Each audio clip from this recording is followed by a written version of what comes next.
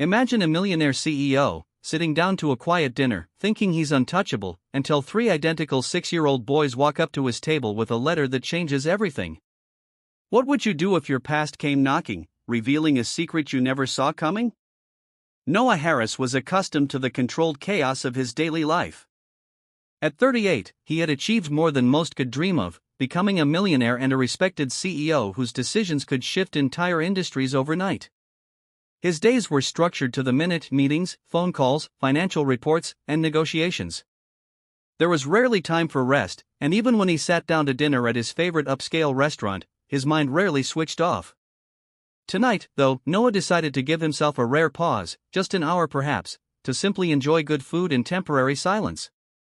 He sat at a corner table by the large window, overlooking the busy city street below, sipping a glass of expensive red wine.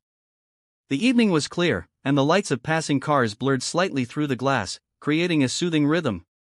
Noah felt the tension in his shoulders ease a little, and he allowed himself the luxury of not thinking about tomorrow's agenda. But the calm was abruptly broken when he noticed three small figures approaching his table. Initially, he assumed they belonged to another family dining nearby, until it became clear that the children were coming directly towards him. They were identical, three little boys, probably no older than 6 years old, each with thick chestnut hair, combed neatly but somehow still a bit messy, and matching jackets zipped up against the evening chill. Their eyes immediately caught Noah's attention, gray-green, serious, and disturbingly familiar. In fact, they mirrored his own so precisely that it felt like looking into three tiny mirrors reflecting his past. What would you do if you saw your own eyes staring back at you, in the faces of children you didn't even know existed? Stay tuned to find out how Noah's life unravels on Black Struggles. He set his glass down carefully, confused, curious, and somehow uneasy as they stopped at his table. One of them, the tallest by perhaps an inch, held out a slightly crumpled envelope. His small hand trembled just a little as he spoke. "Our mom said we had to give you this if anything ever happened to her. Now she will wake up," he said quietly, voice barely above a whisper. Noah stared at the child, momentarily unable to comprehend what he was hearing. He slowly took the envelope, feeling the weight of it settle in his palm as he tried to process the boy's words. The other two boys stood closely behind their brother, eyes wide and anxious, but silent.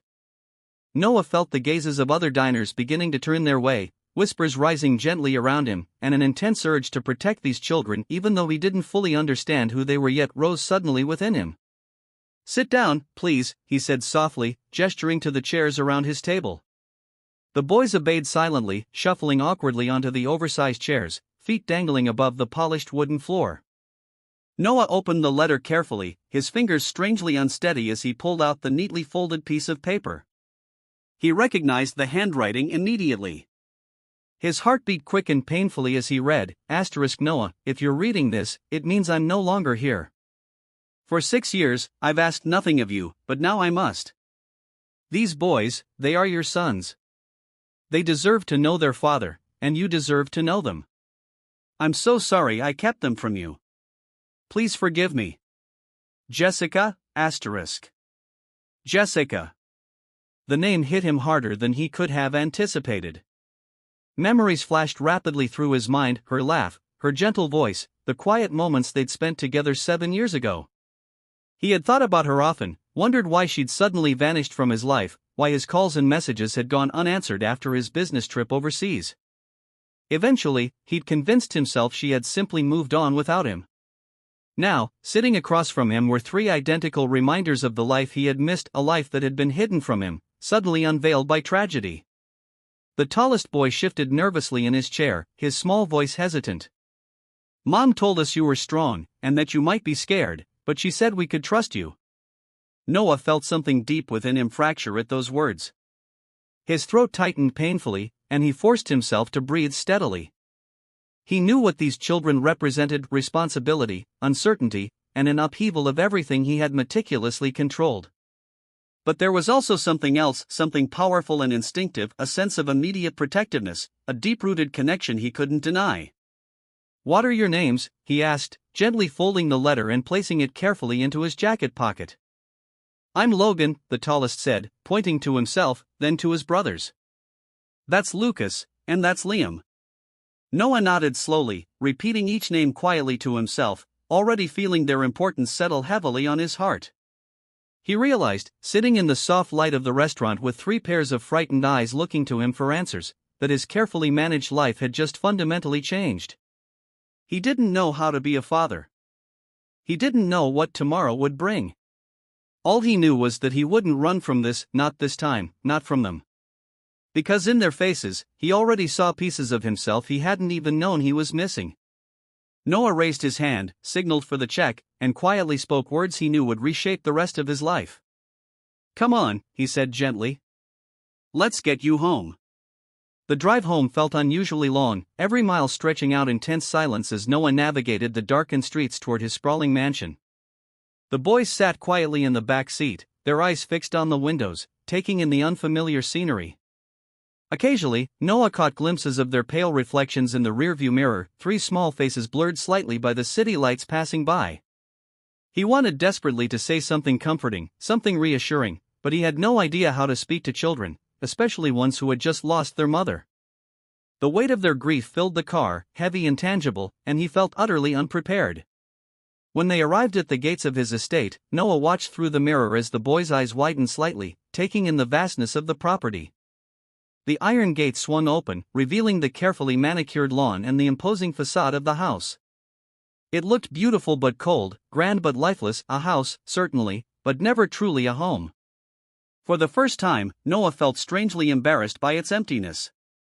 Inside, the halls echoed softly with their footsteps, highlighting just how large and vacant the space felt. Noah led them toward the guest rooms, unsure exactly what else to do, but wanting to provide them comfort and a sense of safety. He paused at the door of a large, comfortable bedroom that had been decorated by an interior designer he'd barely spoken to. It felt impersonal, but at least it was clean and welcoming. "You can sleep here tonight," Noah said gently. "We'll sort everything else out tomorrow." Logan nodded hesitantly, glancing around the spacious room. Lucas and Liam moved instinctively closer to him, clinging together silently, almost as if they were afraid the other might vanish if they let go. "I'll be right down the hall if you need anything," Noah said softly, forcing himself to smile, hoping it would offer them some comfort. "Thanks," Logan whispered, his voice barely audible. Noah closed the door softly behind him and walked slowly down the hallway, feeling the enormity of the situation pressing down heavily on him. Alone in his room, he sat at the edge of his bed, burying his face in his hands, desperately trying to process everything that had happened. Jessica was gone, leaving behind a secret that had shattered his carefully constructed life. He had 3 sons, 3 living, breathing children whose existence he had never imagined.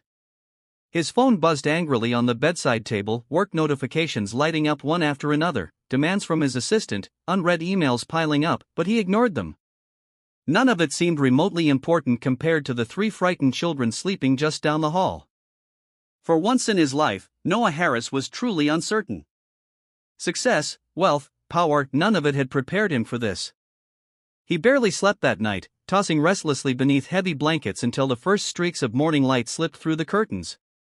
When he finally got up, exhaustion hung on him like a physical weight, but he moved deliberately, dressing quickly, determined to find some clarity. Quietly, he walked down the hallway to check on the boys. Peeking into their room, he found all 3 of them asleep together on one large bed, huddled close, their faces calm only in sleep. Noah's heart twisted painfully, guilt mingling with the fierce urge to protect them.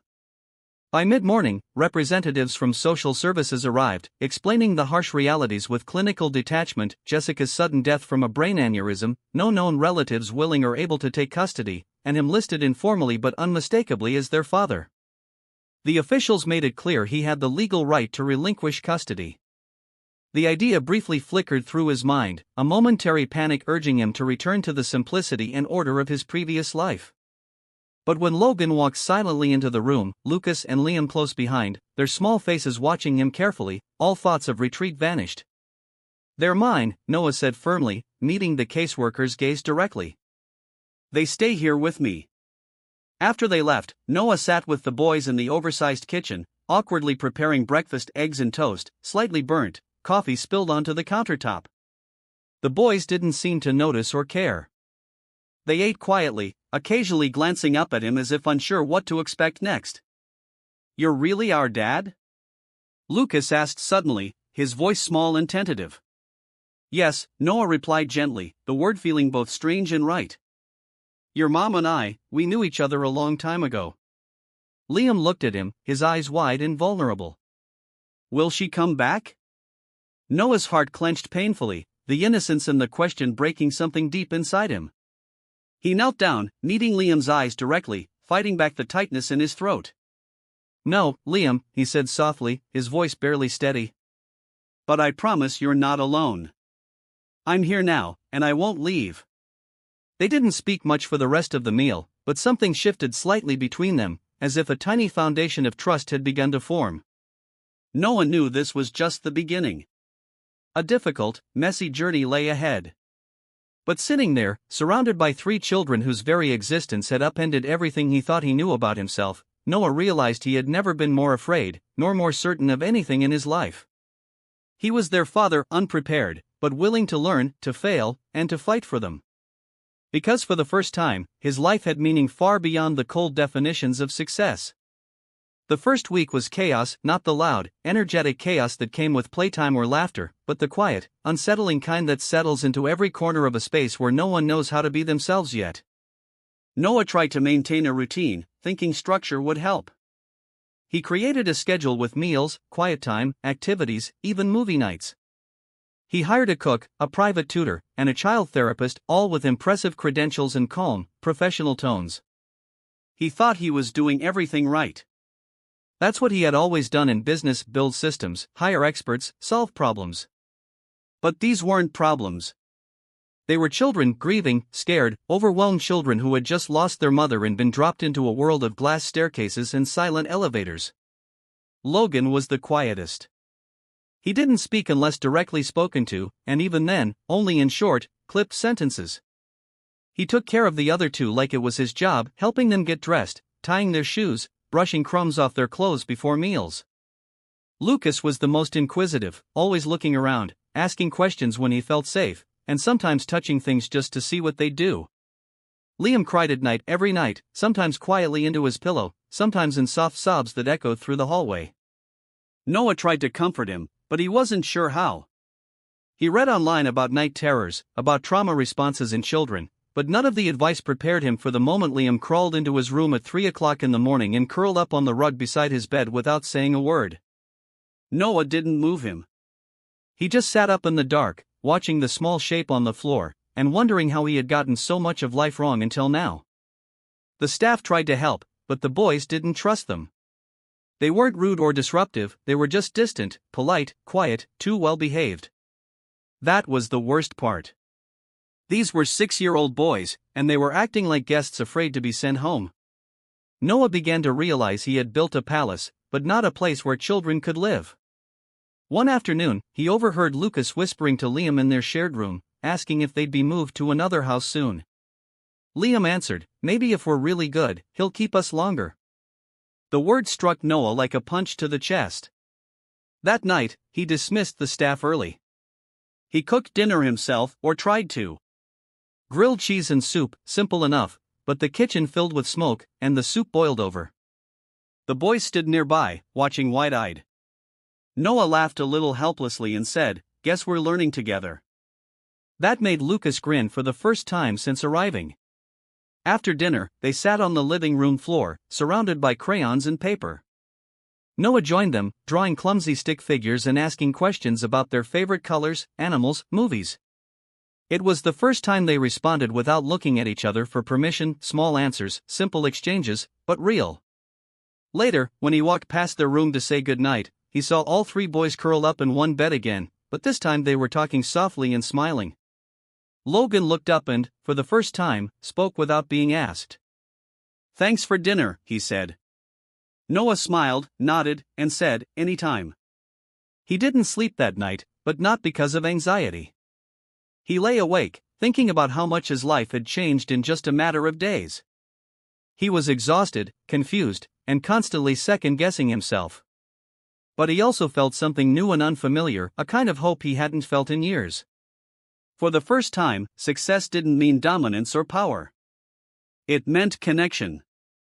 It meant being present.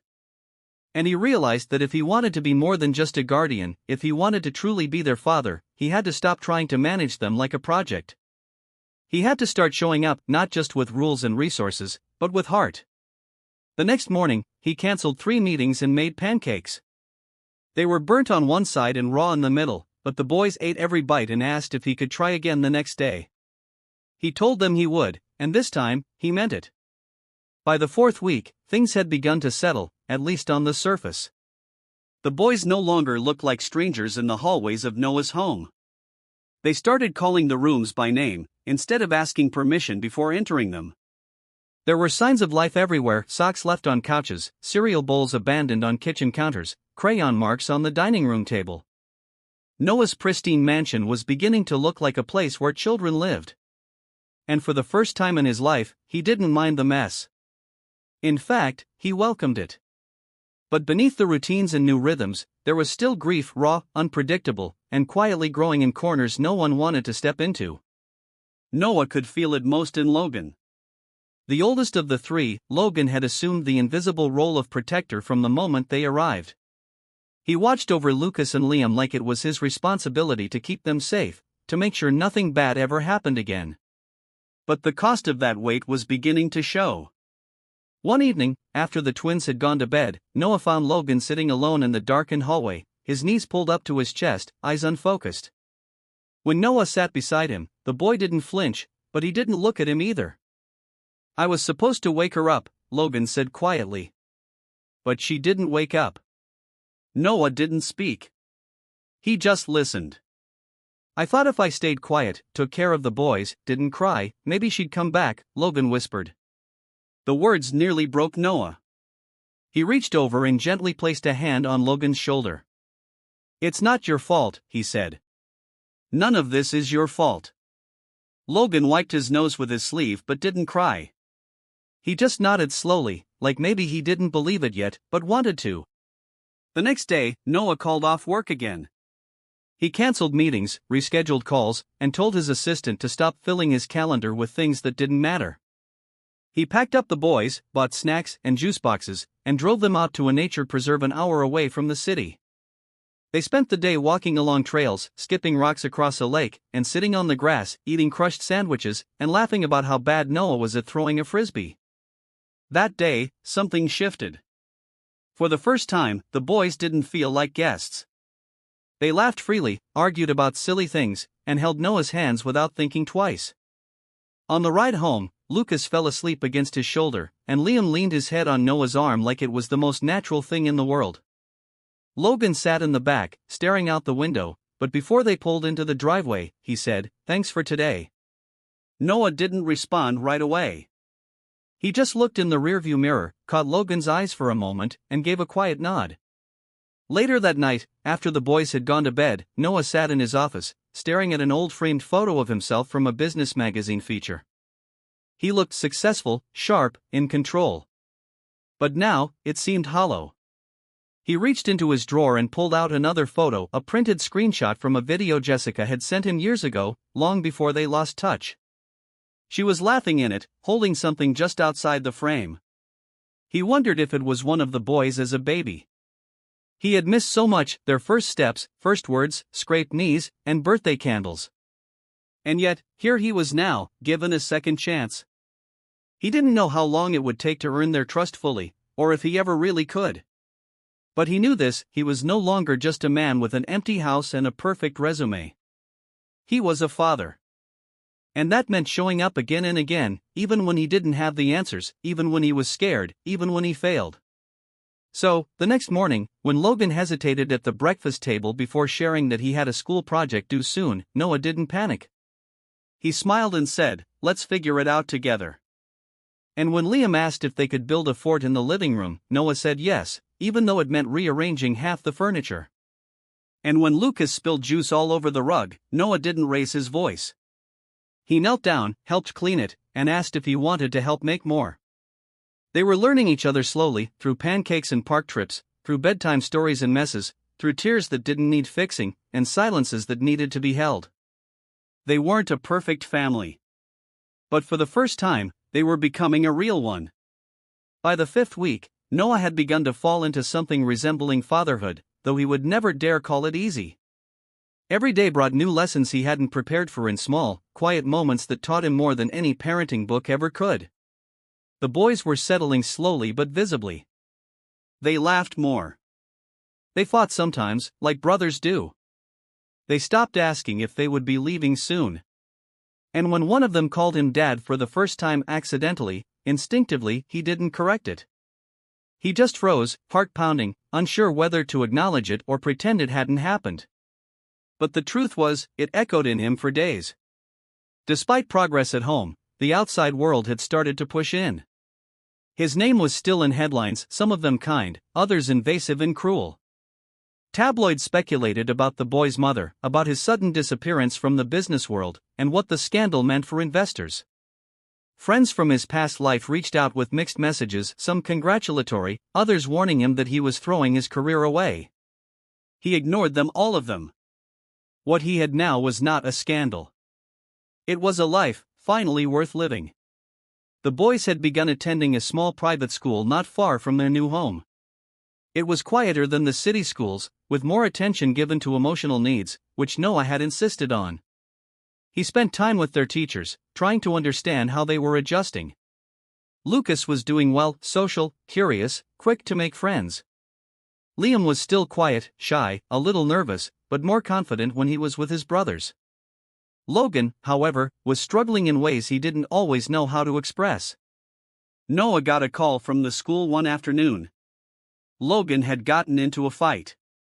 When he arrived, Logan sat in the principal's office, arms crossed, lip trembling, but eyes defiant.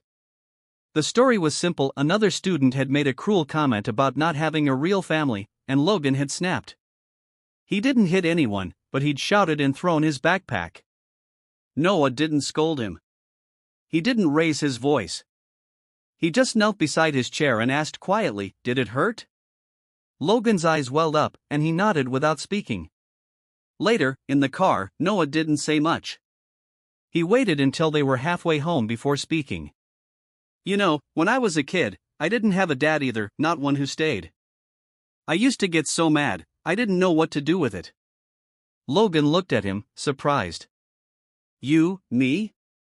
Noah said, "I get mad sometimes now, too. But it doesn't make us bad. It just means we care." Logan didn't answer, but when they got home, he walked in without slamming the door. That night, he asked if they could build a treehouse in the backyard. Noah said yes, even though he had no idea how. They started the next day with a hammer, some nails, and an online tutorial. It was uneven, and the first few boards were crooked, but the boys didn't care. They were building something together, something that didn't have to be perfect to be meaningful. One evening, as the sun dipped low and the sky turned soft with color, Noah stood at the base of the unfinished treehouse, watching the boys above him. Logan was giving instructions, Liam was handing up tools, Lucas was singing a made-up song at the top of his lungs. And for a moment, Noah felt something he hadn't known how to name before: belonging. Later that night, when the boys were asleep and the house was finally quiet, he sat alone on the back porch with a cup of tea and opened a small box Jessica's lawyer had sent weeks ago. He had been too afraid to go through it until now. Inside were pieces of her life, photos, letters, a hospital bracelet from the day the boys were born. At the bottom was a small notebook filled with her handwriting, journal entries addressed to them, and sometimes to you. One line stood out, underlined in fading ink: "They deserve to be loved out loud." Noah closed the notebook gently, his throat tight, eyes stinging. He couldn't undo the years he'd missed. He couldn't go back and rewrite their beginning. But he could give them this chapter, one filled with forts made of blankets, muddy shoes by the door, burned pancakes, whispered bedtime stories, and the kind of love that didn't ask to be earned. He could love them out loud. And he would, every single day. By the 6th week, the walls Noah had built around himself for years, walls made of steel and silence and long workdays, had finally begun to fall. The boys had found a rhythm in the house, and so had he, though nothing about it was what he would have called smooth. Their mornings were still rushed, socks still went missing, breakfast still burned more often than not.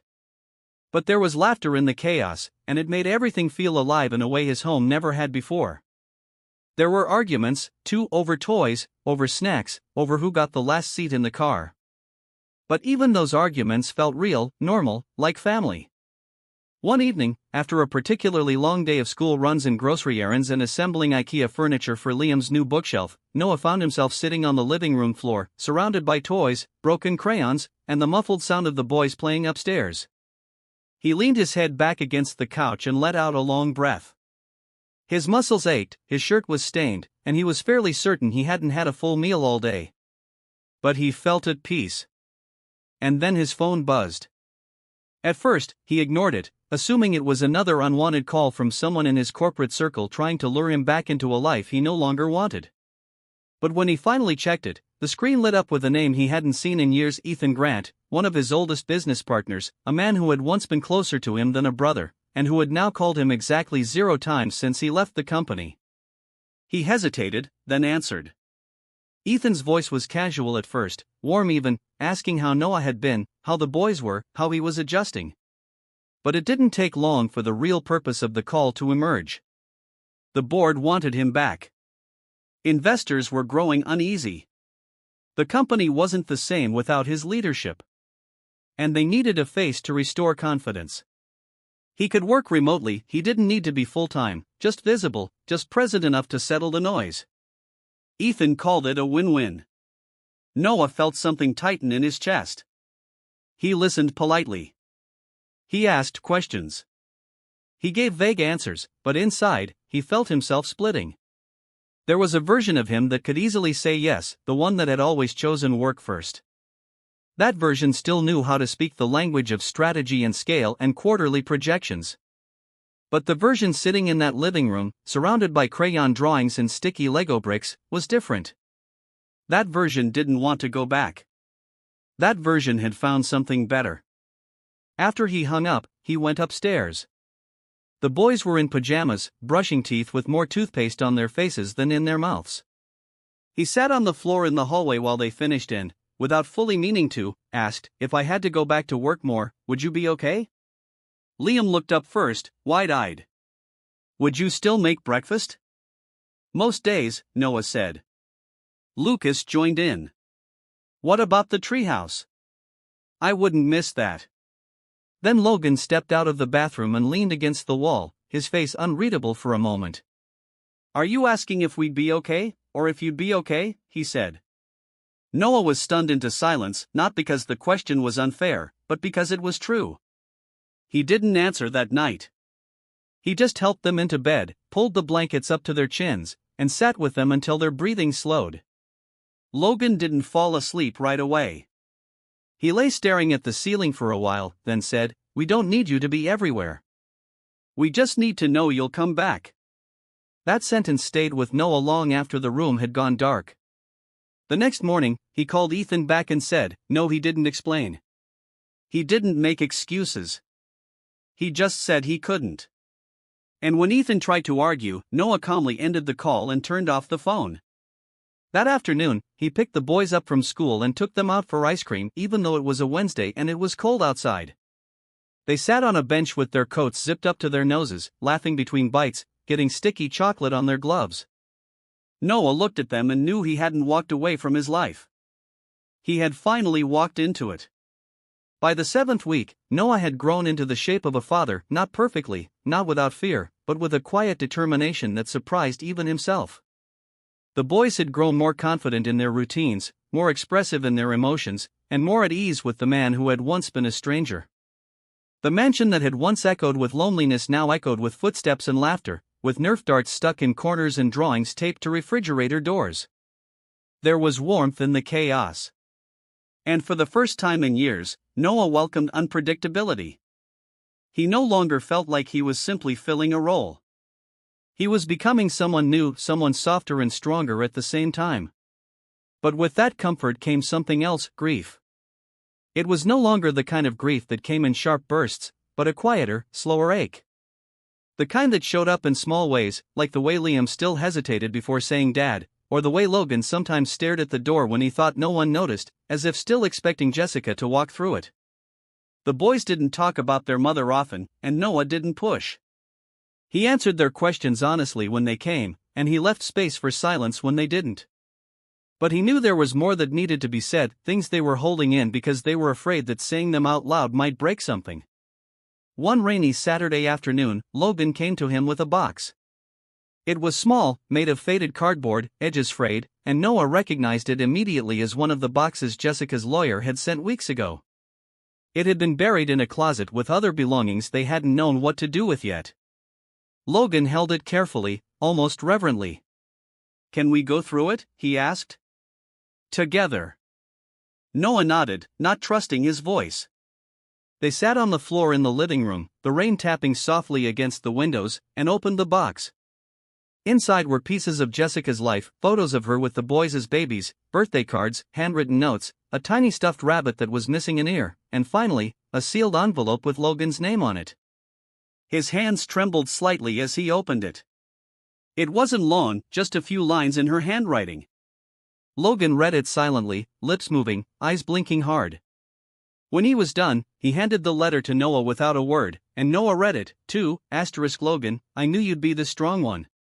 I'm sorry for that. I know you felt like you had to take care of your brothers when it should have been me. But now you have him. Let him help. Let yourself be little sometimes. You deserve that. I love you always, Mom. Noah couldn't breathe for a moment. He looked at Logan, who sat stiffly beside him, holding back everything. Without thinking, Noah reached over and pulled him into a hug. And for the first time since they'd met, Logan didn't resist it. He leaned into it. He let himself be held.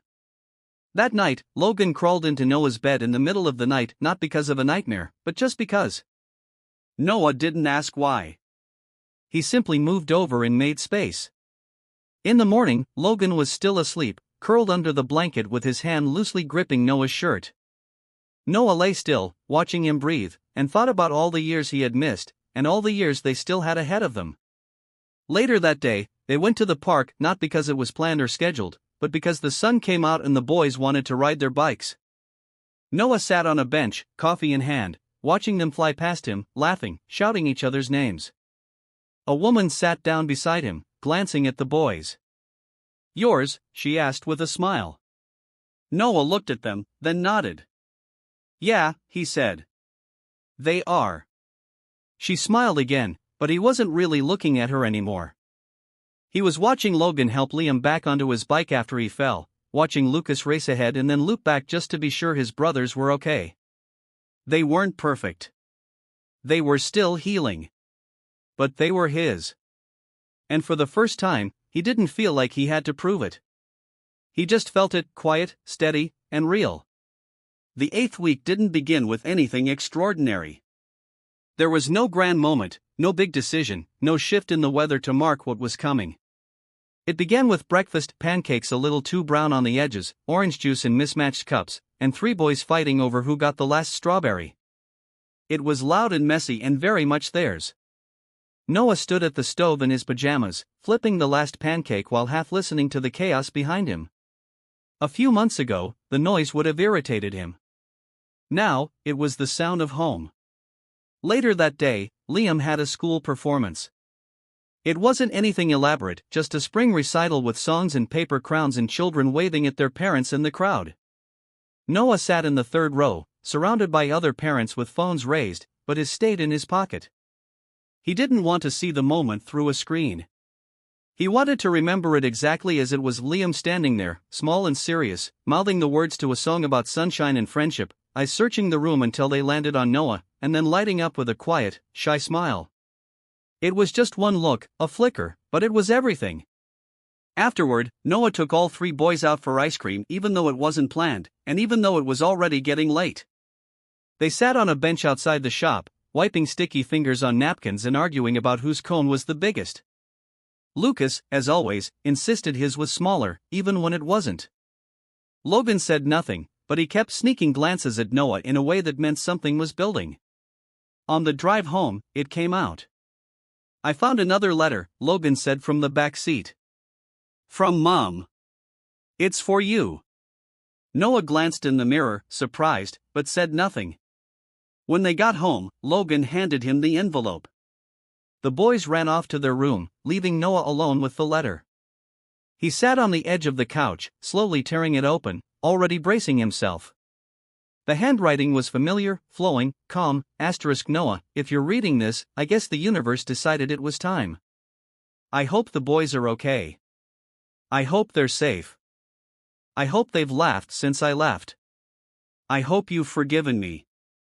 I didn't tell you because I was scared, not of you, but of losing the illusion that I could do it all on my own. I didn't want to need anyone. You understand that, don't you? You always lived like that, too. But the truth is, no one does this alone, especially not raising children. They needed you, and I think maybe you needed them, too. I hope you found a way to love them without conditions. I hope they've taught you to slow down. And if they've called you dad even once, then I know you've become who I always hoped you would be. Thank you for showing up. That's what matters, not perfectly, just fully. Jessica, asterisk. Noah sat with the letter in his lap for a long time, the quiet around him thick with memory and emotion. He didn't cry. He just let the words settle into him like a weight and a comfort at the same time. Jessica had seen him clearly, even after all those years. And she had trusted him with what mattered most. That trust, that final act of faith, had changed his life. The next morning, something shifted. Nothing dramatic, nothing the boys would even notice. But inside Noah, something let go of the guilt, the fear, the part of him that kept waiting for someone to say he wasn't enough. All of it loosened its grip. He had made mistakes. He'd missed the beginning. But he was here now, and that was what mattered. He took the day off. They all did. He packed the car with snacks and jackets, and drove them to the lake an hour outside the city. They spent the day skipping stones, building forts out of sticks, and eating sandwiches that had been squished in the cooler. They got dirt on their shoes and sunburned cheeks. They were loud and free and completely unbothered by anything beyond that moment. Later that evening, as the sky turned soft and golden, Noah watched his sons run ahead on the trail, shouting over each other about who would win the race to the car. He let them go, walking slowly behind, holding the folded letter in his jacket pocket. He had once thought his legacy would be built in boardrooms, through deals and numbers and clean suits. But here, watching three boys who had once looked at him like a stranger now calling him dad without hesitation, he knew the truth. His legacy was being written in scraped knees and bedtime stories, in quiet reassurances and patient understanding, in a love he never expected but couldn't imagine living without. It wasn't the life he had built for himself. It was better. And this was just the beginning. What makes the ending of this story so powerful isn't just that Noah becomes a father. It's how he becomes one not through blood alone, but through presence, patience, and the willingness to grow into something he never imagined himself capable of. The transformation isn't sudden or cinematic. It happens in small, quiet moments, learning how to burn pancakes, showing up at a school recital, choosing bedtime stories over board meetings. That's where the real love takes root, not in the dramatic revelations, but in the daily choice to stay, to listen, and to care. Noah's journey is one of redemption, not because he did something wrong, but because he finally realized that success without connection is empty. The story begins with a man who is everything but doesn't feel much at all, and ends with a man who has traded control for chaos, solitude for sticky fingers and late-night hugs, and gained a life richer than anything money could have built.